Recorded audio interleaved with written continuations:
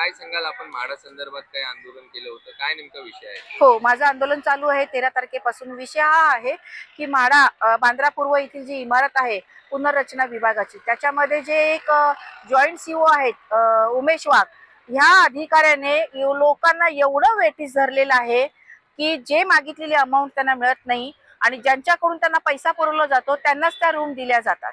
त्याच्या विरोधात माझं आंदोलन आहे।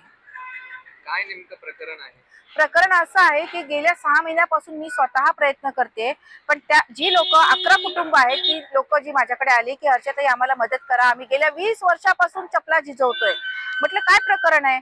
तेव्हा त्या लोकांनी जी माहिती दिली, हे मूळ रहिवासी मुंबई काळबादेवी मधले इथे आहेत, त्यांना म्हाडाने स्थलांतर दिलं विक्रोळी पूर्वला, तिथूनही त्यांना शिफ्टिंग दिलं विक्रोळी कन्नमनगर चॉल नंबर 11, 12, 13 आणि 14 ह्या 3 चॉलीमध्ये हे 11 कुटुंब राहत होते। 2004 ते 2009 मध्ये ह्या चॉली पूर्ण डिमोलिश केल्या म्हाडाने। मग त्याच वेळी म्हाडाने ह्यांना स्थलांतर देणं फार गरजेचं होतं, ते दिलेले नाहीये। 2004 ते 2009 पासून हे कुटुंब असंच बेवारसपणे रस्त्यावर म्हाडाने सोडलेलं आहे। त्याच्यानंतर ह्या लोकांनी 20 वर्षापासून फेऱ्या मारतायत, फाईल हरवली आहे, अधिकारी नाहीयेत, याला घेऊन द्या, ते पत्र द्या, असं करून करून ह्यांना एवढं तंग केलेलं आहे। मी स्वतः 6 महिन्यापासून उमेश वाघ यांना फॉलो करते, सदरचे कुटुंब माझ्या बरोबर येतात।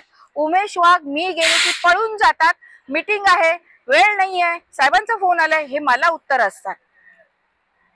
काय मागणी आहे आपली? मागणी अशी आहे की त्यांची मागणी कांदिवली महावीर नगरची ही सगळी लोक राहतात। ज्यावेळी विक्रोळीवरनं रूम तुटल्या त्यावेळी हे लोक पहिल्यांदा समूहाने काळबादेवी इथून विक्रोळीला आले, विक्रोळी मधून पूर्ण समूहाने पुन्हा विक्रोळीमध्ये गेले। आता ते लोक तिथेच राहतात, त्यांची मुलं बाळ शिक्षण काही पण त्यांचा उद्योग जो चालू आहे, जी लोक कामाला जातात, महिला घर कामाला जातात, हे कांदिवलीमध्येच राहतात। आणि उमेश वाघला कांदिवलीला त्यांना रूम द्यायचंच नाही, कारण कांदिवली महावीर नगर हा एरिया मेट्रो स्टेशनच्या जवळ म्हाडाची इमारत असल्यामुळे त्याचा रेट जास्त आहे।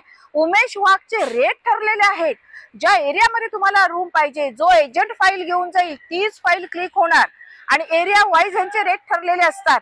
माझ्याकडे परिस्थितीजन्य पुरावे आहेत, ते मी सगळे मीडिया समोर सादर करणार, मंत्र्यांसमोर पण मी सादर करणार आणि त्याच्याने नाही काय झालं तर कायदेशीर फाईट।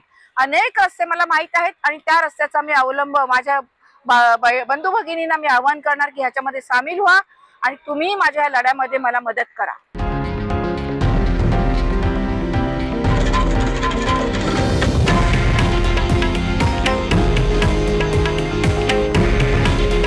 हे आहे देशातील नंबर 1 न्यूज नेटवर्क आणि आपण पाहत आहात TV9 मराठी। काळजी तुमची, हित महाराष्ट्राचं।